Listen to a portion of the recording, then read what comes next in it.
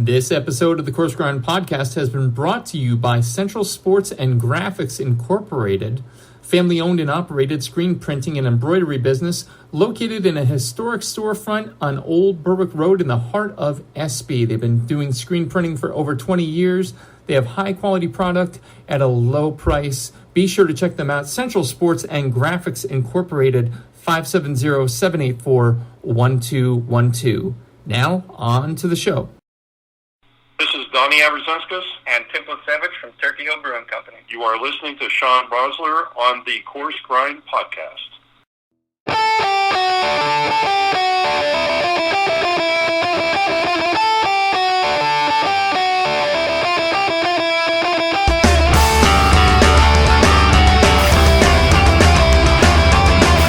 Ladies and gentlemen, welcome back. Episode number 189 of the Coarse Grind Podcast. We're almost getting my weight. Notice I said almost because I'm a svelte. I'm not telling you how much I weigh. With you as always this evening, host creator Shawn Rosler. How is everyone doing this evening? Episode 189. Can you believe it? You know, there's a word that a lot of people use quite a bit, and I think it's high time we stop using it this way, and that word is fixture. Just what is a fixture? Great question. Glad you asked. If we look at it objectively, it's an object of some kind that is necessary to utilize, function in, otherwise enjoy a certain something. For example, to utilize a door, you need the fixture of a doorknob. To enjoy the therapeutic benefit of spa therapy, you need a hot tub. To enjoy sushi, you need the fixture, okay, I'm stretching a little bit, of soy sauce. Get it? It's a necessary element to full enjoyment. Well, I got a fixture here tonight who I've selfishly wanted to have on for a long time because of how necessary he is to our family's enjoyment and many, many like mine. If you walk into the best brewery sponsor of the Coarse Grind Podcast, let me pause for a little impact there, you will inevitably meet who I believe to be one of the greatest culinary and libation-centered fixtures within a 100-mile radius. This is not a lie. This is not an exaggeration. I'd say it if he wasn't here. I mean this. His voice booms, his beard looms, and his instant willingness to recommend what you should drink versus what you're comfortable drinking is what makes him magic. Like the big bearded dude from Harry Potter, he guides you through your journey safely, learning more about yourself than you knew coming in. Oh, and when you least expect it, the dude goes and drops a new band on your playlist, and you never recover from it. Thanks, Budo's Band. I'll go on record and say by now he's beyond uncomfortable with the praise. I guarantee you he's squirming at a local dive bar, and I love it. But it's high time we give it. You've heard from behind the pass. Now it's time to hear from behind the bar and the beard. Ladies and gentlemen, and everyone in between, the lovable bearded dude behind the bar at THBC, and who's to blame for my obsession with the Budo's Band, the Nate Wheeler. What's going on, brother? Dude, I've never, ever been described like any of that before. I've never had an intro. I'm completely baffled right now. I don't know what to say. I know for a fact. This is, all right, so let's pull the curtain back for a second. Nate's at the Paddock in Bloomsburg. If you're from Bloomsburg, you know what that's about. If you're not, trust me, dive, and I mean dive in a loving way. I do. I'm right outside here. You can hear the music. Yeah. Oh, there it is.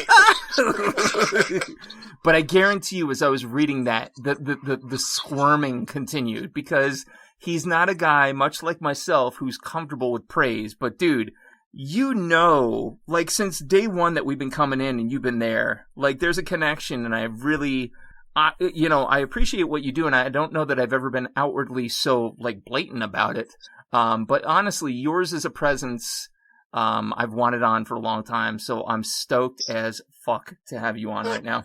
Real recognize real, man. I know you're a foodie. I know you're out there doing the thing. Like, I know what's up. That's all I can do. That's all I can do, brother. So, without further ado, let's give the people with terrible short-term memories like myself, as well as people new to the program, the breakdown, starters, mains, and afters. Starters, we're going to talk about where the guest in question came from, what brought them to be where they're at. Mains, we're going to talk a little bit about the industry, current day, what it is they do, what it is they don't.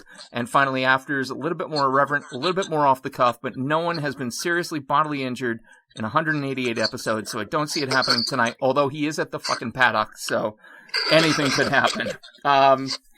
Nate Wheeler, brother, talk to me about where and what you grew up eating. Oh boy. Well, I mean, my parents are pretty good foodies, and I would say Russell's. My parents were at that Russell's scene way back in the day, like in the late 90s. So yeah. I mean, if you say Russell, isn't that's so crazy that you can say one word, Russell's, and anybody local goes, "Oh shit, yeah, got it, got it." Yeah. Did you get a chance to listen to my interview with Russ? I didn't. Oh, you got to check it out, man. Like, honestly, you want to talk about almost losing it a couple times, like, and you can actually hear it. Normally, I can hide it, but like the fact that you can drop Russell's and I think everybody listening from the area that grew up around it, came up around it, absolutely gets it. So that Russell's vibe, and I've met the Rents before. I get it, definitely. I could see that. Obviously, based on that, then you weren't a picky eater growing up, dude. On the contrary, I am the most picky eater ever. I hate onions like they are the bane of my existence. Sinner. I don't eat. I've never had a salad unless it's a fruit salad. Yeah. No shit. I would have never ever taken you for that, dude. That's really funny. It's super weird. Yeah. Wow. It's super weird. No onions, no salads. God damn. Yeah, like those raw like meat and potatoes. Like, I get it. No, I feel it. I feel it. And again, if we say Russell's vibe, you didn't necessarily have to latch on to raw vegetables. Like, everything was very French inspired. So, burgers. Everything is soft, luscious, and unctuous. So why would it not be? So talk to me a little bit about, growing up in this vibe, which is awesome. To have Russell's as your backdrop. How cool is that? Obviously, we do our Christmas on Christmas Eve because all the families and all that. Mm-hmm. Every single Christmas Eve, I would have broccoli cheddar soup from Russell's. I love that. That was like the one thing that I had to have every year. I love that. I absolutely adore that. Mainly because I know it, and I know anything soup that came from Russell's was godlike, and that was certainly amongst the pantheon. So, like, thinking of your varied palate back then, obviously growing up with Russell's, and knowing you today, obviously something stoked that fire. Something made you go, "Oh shit, food's a little more than just, sustenance." Who was that? Who would you say, influence-wise, really kind of pushed you in that direction? It was definitely my mom. Mom. Yeah, I mean, my mom's a pretty good cook when she does. Mm-hmm. Mm-hmm. Key part there, but we would travel a lot. Her best friend, my aunt, she lives in DC, so we would go down there a bunch.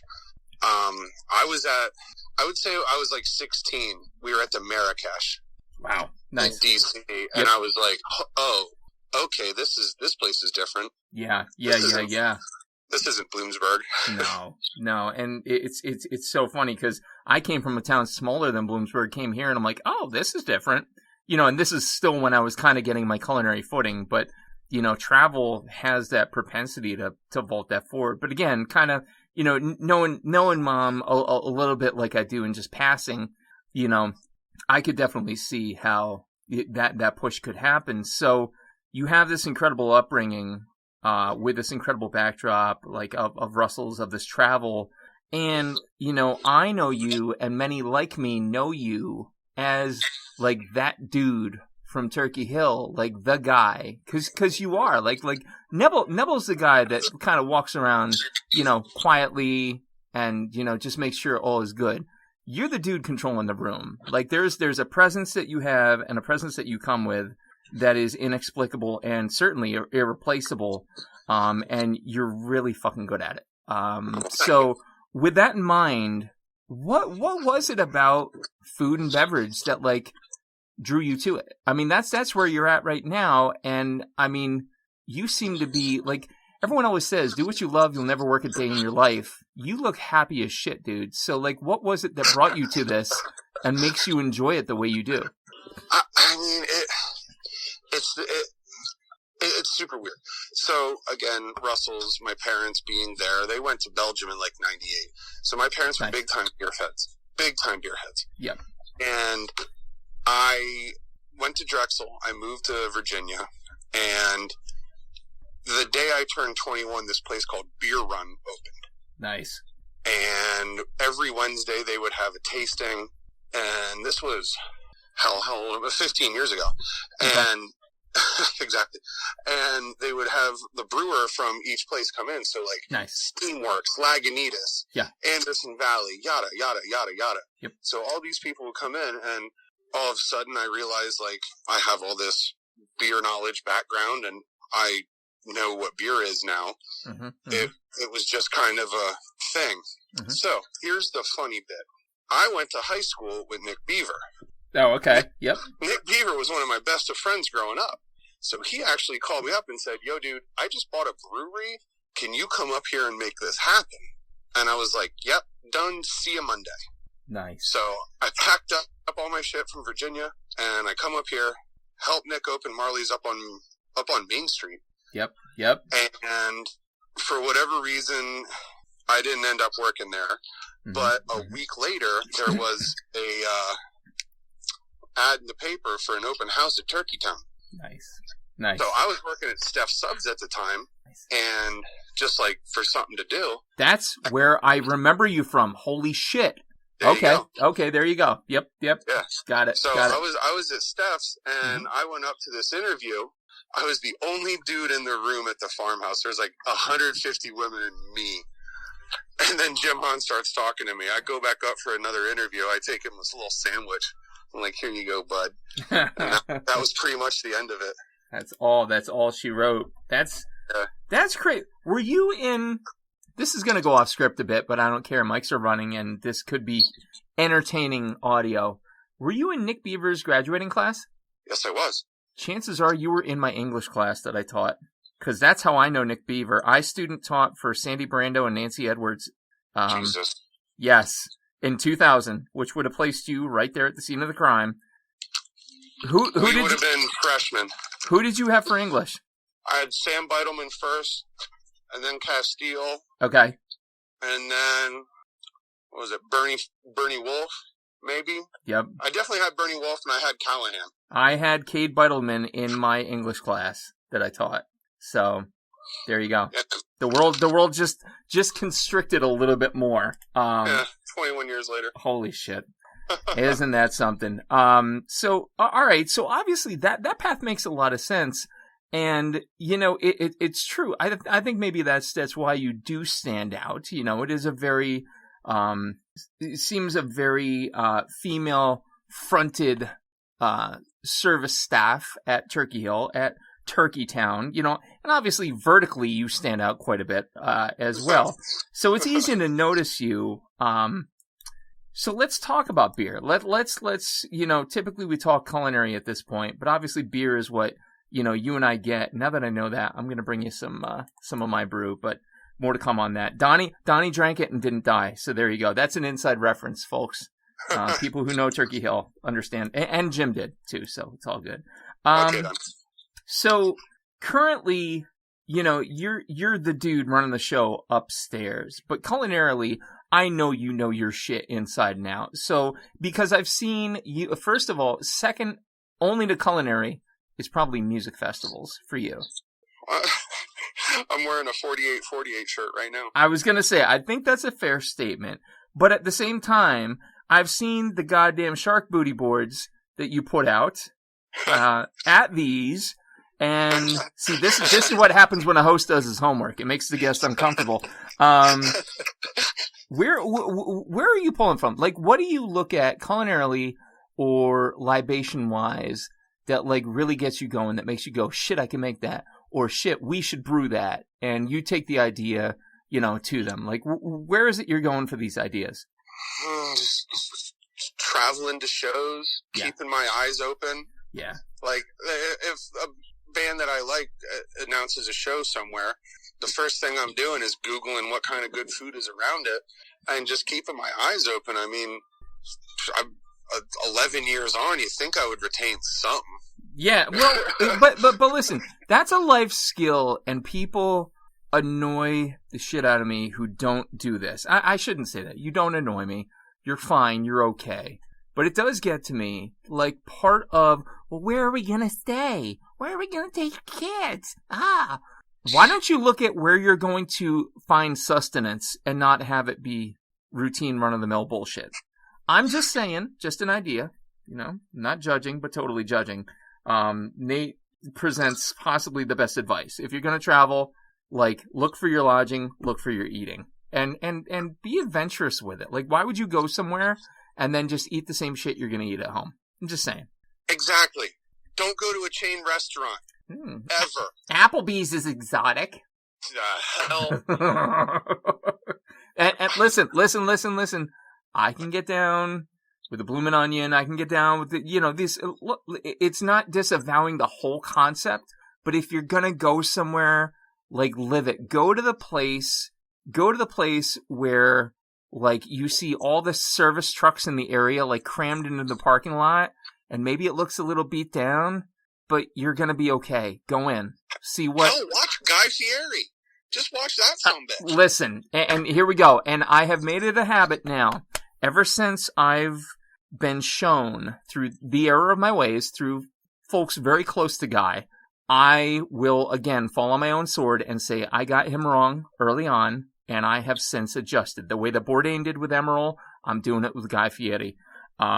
He gets it. That's what's up. He gets it. Yeah. He gets it. It's that simple. Like, you go where the parking lot is full, and like that first, that should be your main metric. Bourdain said it. Guy said it. So many people have said it. It's true. Don't mind the wait a little bit. Give your kids a screen. If you're one of those absolutist parents, I don't know, like, burn some sage over them, chill them out. I don't know what to tell you. It's worth the wait. You want to go to a line, if there's a line and there's food involved, sometimes you need to stand in that line. Exactly. Stand in the Bissinger's line at the fair. I bet you it's a good apple dumpling. No shit, it is. Exactly. Stand in the Denny and Pearls line. Stand in the, all these local, everyone outside of Bloomsburg is going, who the fuck's Denny and Pearl? They probably are at this point, but it's absolutely true. And then when you're in that line, I don't care how stiff you are. I don't care how much of a hanger you still have in your jacket. Talk to somebody, talk to the people in front of you, talk to the people behind you. Oh, have you been here before? Oh yeah, we come here all the time. Oh, we're new to the area. What would you recommend?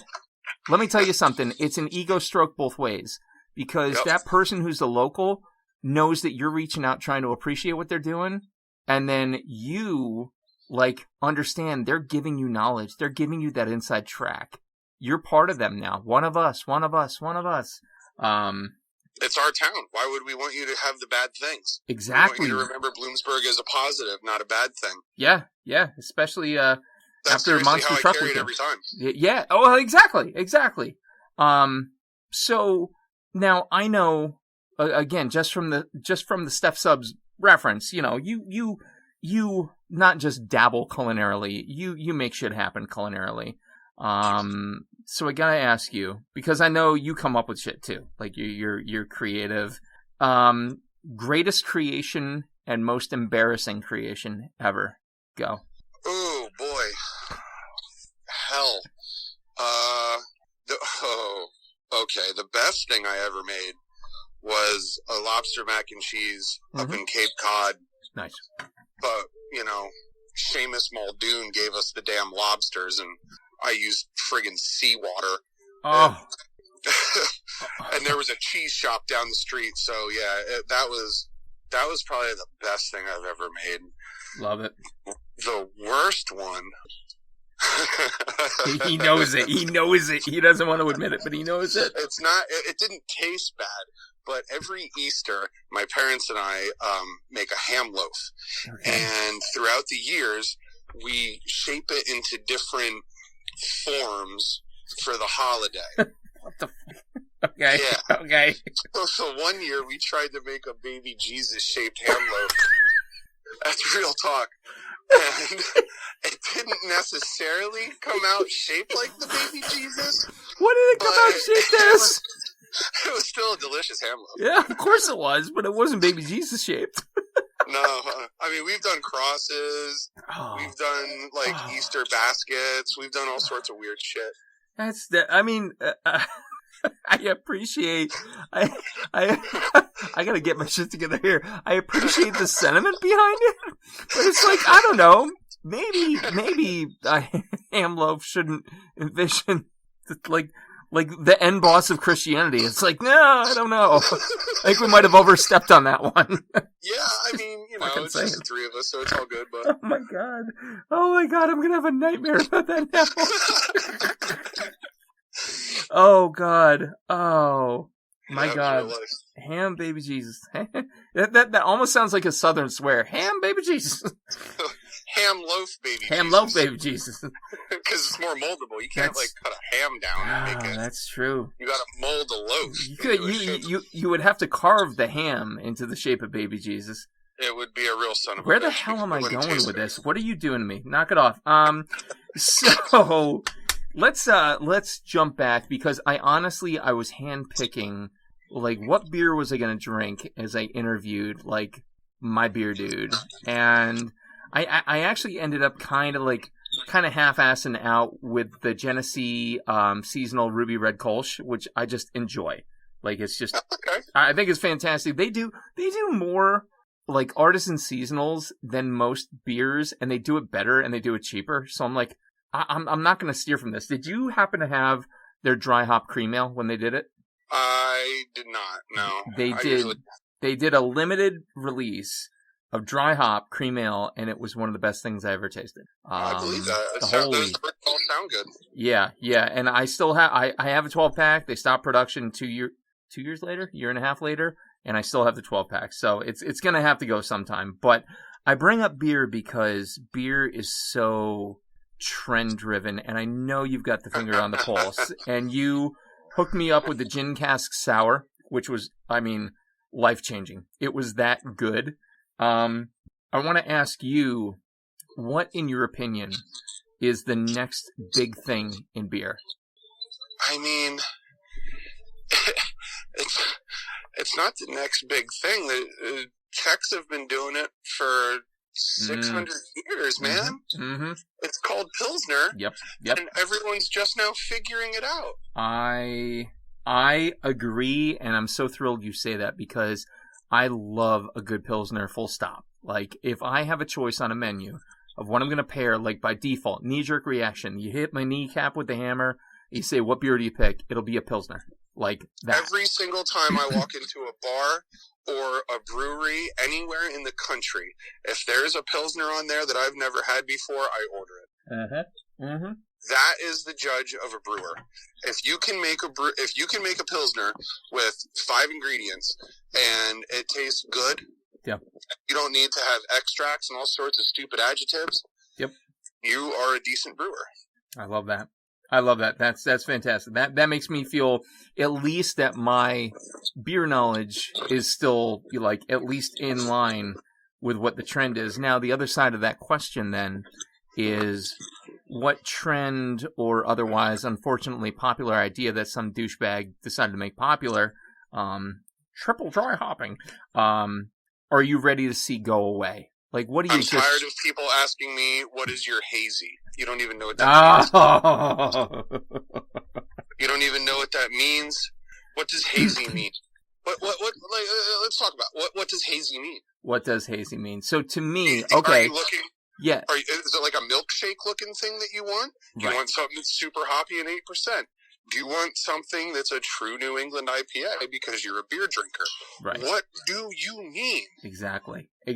And it's so funny, because before this call, I was downloading with my wife a bit about a work trip she was on, and how somebody threw out well, all they need to do is gamify and badgeify what they're doing.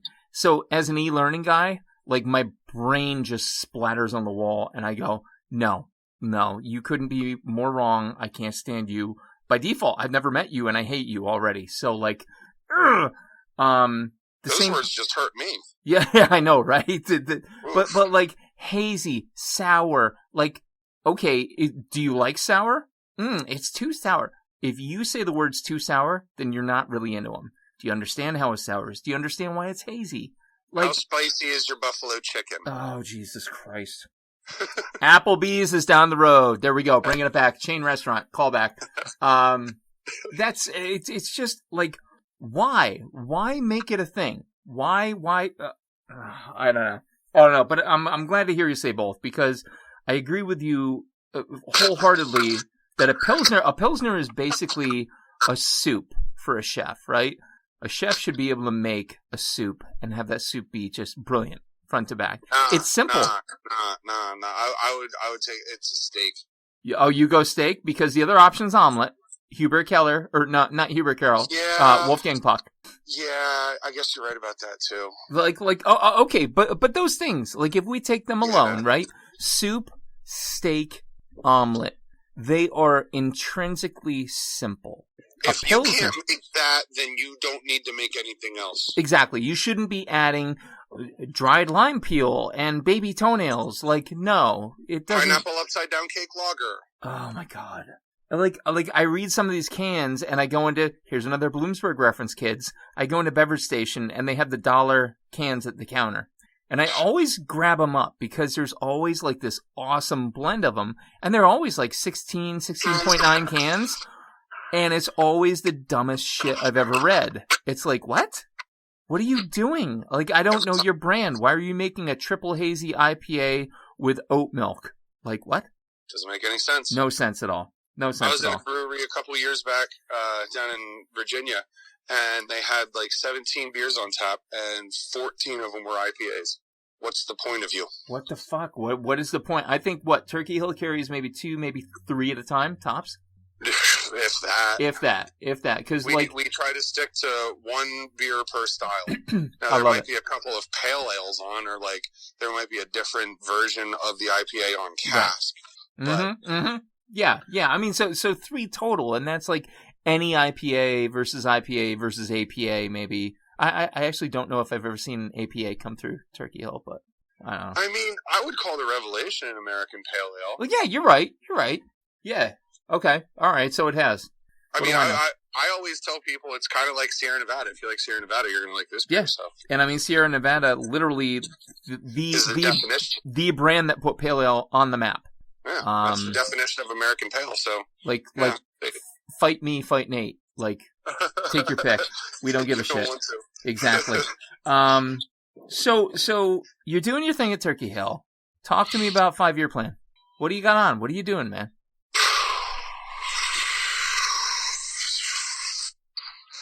I don't know.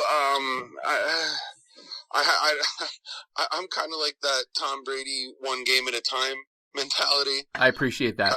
I love the shit out of that. Head down. Let's get. I'm straight up right now. I got to get through my buddy's wedding in May in South Carolina. Like, that's the only thing I have on my brain. It's kind of how I manage all this nonsense. I just try to keep everything simplistic. Yeah. All right. Here, let me change the question up a little bit for you. If you could wake up tomorrow and literally have like the dream situation, like to do what you want to do, what would it look like? Like professionally speaking. You've seen Chef's Table Dan Barber? Yes. Up there in the Hudson Valley? Absolutely, I have. Yeah, I got 11 acres outside. Love it. And you would be the guy to run with something like that. I'm just saying. I'd be the guy to interview you again though, because that would be pretty awesome.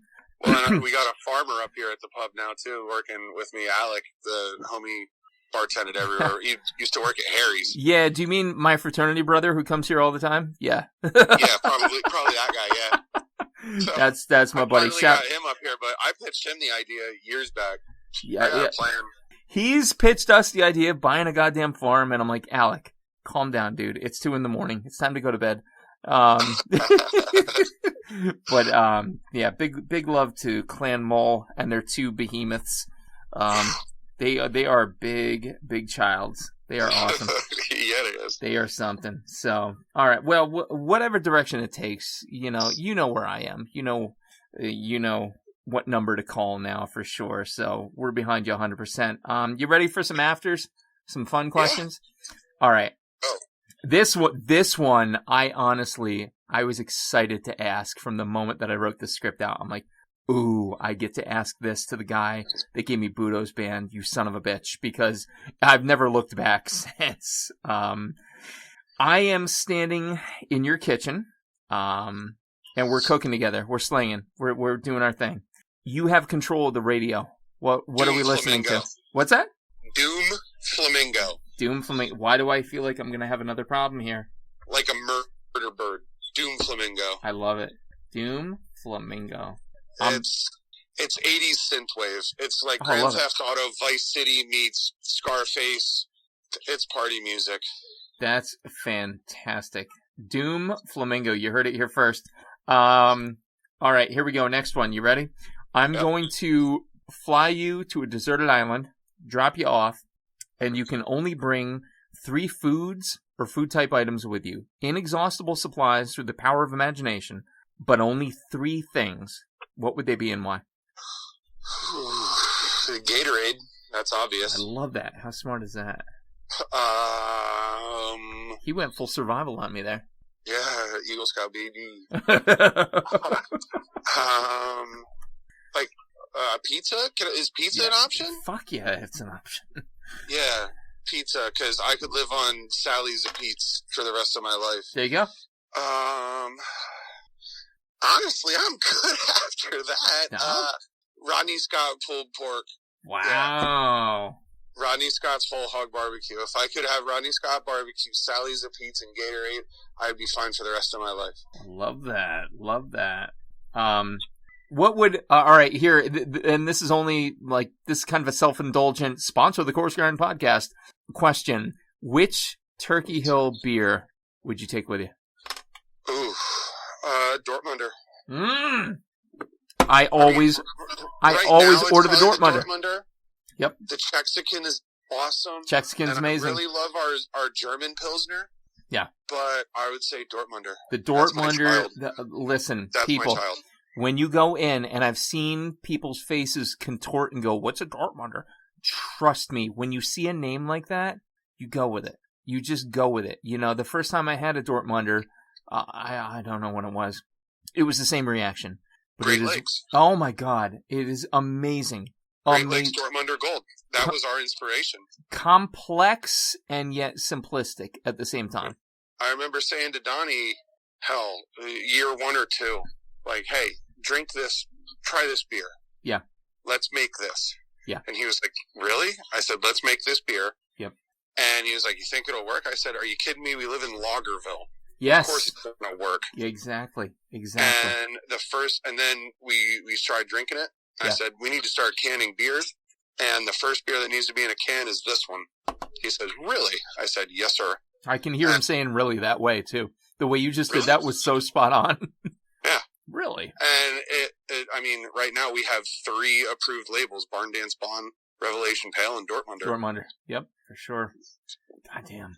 It is amazing. It is really amazing to just look in the rearview mirror and remember what it was and what it is now. And looking now through the filter of 2 years of COVID, like how crazy is all that? I know I had Andrew on the one panel with, I think, a chef from Alaska, chef from New Orleans, and, you know, everybody had the same situation. You know, everyone was kind of going through the same shit. And now to see us on the other side and to see those labels on those cans and crowlers and sextals flying out the door because you had to enjoy it at home, you know, it kind of gave a hand to it. So Dortmunder it is. I would agree with you on that.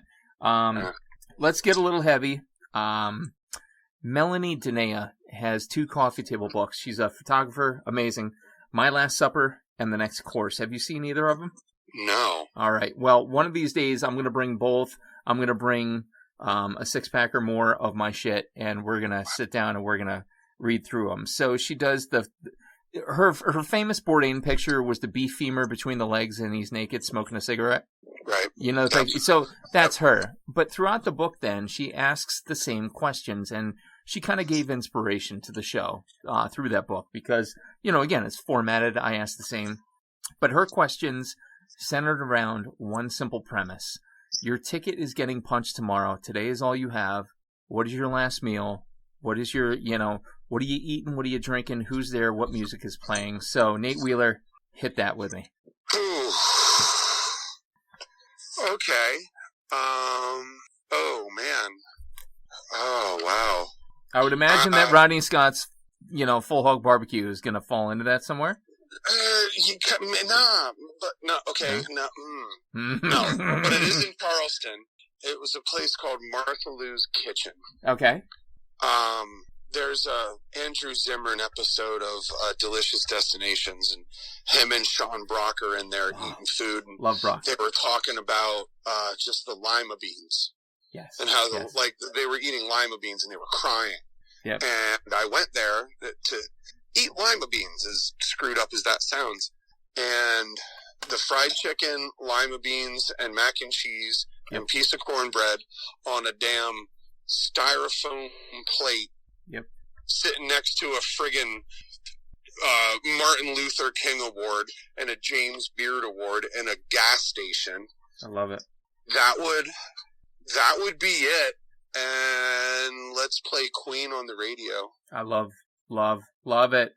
Love it. Who's there? Alive or dead? You get to pick. Who's there? Chipper Jones. Okay. And my parents and Cal Ripken. Yes. Love that. Cal Ripken, Chipper Jones, and the parents. Strong options there. And Nate Wheeler, the last question, the simplest and yet the most complex. What is food to you in a single word? The reason why we're here. The reason. Reason. Wow. Okay. I'm going to go on record, and I will look through every script for the past 188 episodes, but that is a first. I'm 90% positive that is a first. Reason. And I love that. And you, sir, are the reason, people come back, people listen, people try new beers that aren't Coors Light. That's you, dude. And I think, as uncomfortable as I know, because again, like begets like, I know we vibe similar. But again, you should take that, embrace that, and realize that's why whatever it is that put you here. And I'm grateful to know you. I'm grateful to call you a friend. And I am glad as shit that you walk around with such a repository of information in your head, my friend. Thanks, man. I appreciate that. Of course. Plugs on the way out. Turkey Hill Brewing Company. Obviously, check out their stuff on Facebook, Insta, the site. turkeyhillbrewing.com, 991 Central Road, Bloomsburg, PA, 17815. Call for reservations, or not reservations, sorry, they don't reserve tables, 570-387-8422. Yeah, and again, man, just a great honor, a great privilege, and I don't think this is the last we're going to hear of Rosler Wheeler compilation here on the airwaves, so you might want to stay tuned. My pleasure was mine, dude. Thank you very much for having me. It was Absolutely. Awesome. Goddamn honor. Thank you so much, buddy. Our producer, as always this evening, has been the lovely, voluptuous Johnny Leland Robinson, a.k.a. the Reverend Johnny Lamoria. Be sure to check out his Pirate Party of Wayne County and all their goings-on up in the Northeast. The next episode is going to be number 190. You will not want to miss it. Stay tuned.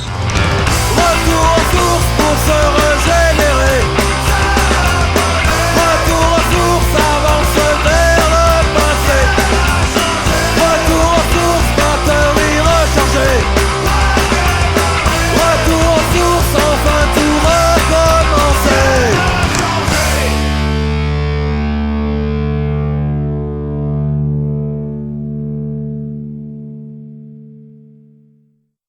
Are you passing through Central Pennsylvania and looking for one of the best dining experiences and craft brew menus around? Look no further. Turkey Hill Brewing Company and 991 Central Road in Bloomsburg, PA has everything you could ask for and then some. Service, food, beer together. Unbelievable. Be sure to check them out. Call them today for reservations. 570-387-8422. Call today.